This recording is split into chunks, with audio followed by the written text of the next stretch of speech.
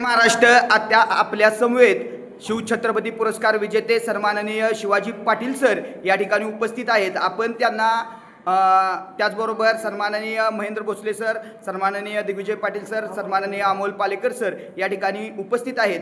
आपण शिवाजी पाटील सरांना विचारतोय की सर, तुमच्या काळातील खेळाडू आणि आत्ताच्या काळातील खेळाडू यामध्ये काय फरक आहे? सर्वप्रथम सर बोलण्यापूर्वी मी एवढं सांगतो की शिवाजीराव पाटील सर हे आंतरराष्ट्रीय फुटबॉलचे कोच आहेत आणि शिवछत्रपती पुरस्कार प्राप्त कोच आहेत। त्यामुळे आम्हा सर्व सातारवासियांना त्यांचा पूर्ण अभिमान आहे। धन्यवाद।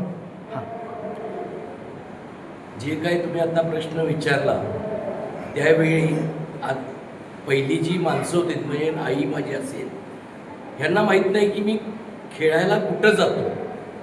ज्यावेळी मला महाराष्ट्र राज्याची कॅप्टनशिप मिळाली त्यावेळी पेपरमध्ये आल्यानंतर मग माझ्या आई पत्रकार सगळे गेलेत आणि त्यांना विचारायला गेले।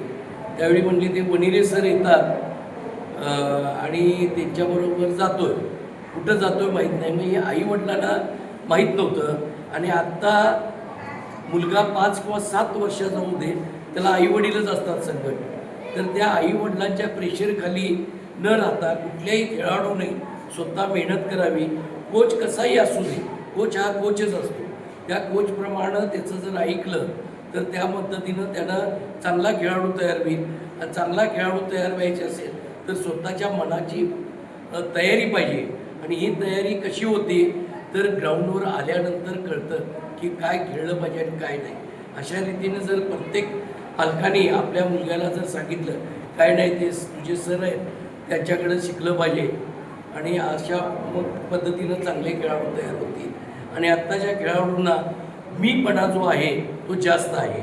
नॅशनल साधं अंडर-14, अंडर-17 किंवा अंडर-19 हे नॅशनल खेळले की त्यांना पंख येतात। ते पंख न येता त्यांनी नॅशनल संकट इंडिया खेळावं। इंडिया खेळल्यानंतर जो अभिमान आहे तो तुम्हाला कुठंही सांगायची गरज नाही। सगळ्या ऑल इंडिया पेपरमध्ये ते येतं आणि चॅनेलमध्ये देखील येतं। तर अशा सगळ्या खेळाडूंना माझ्या शुभेच्छा आहेत की त्यांनी चांगलं परत खेळावं आणि महाराष्ट्राचं नाव मोठ्या प्रमाणात करावं। थँक्यू। तर सरांनी या ठिकाणी सांगितलेलं आहे कोच कोच असतो आणि गुरु गुरु असतो।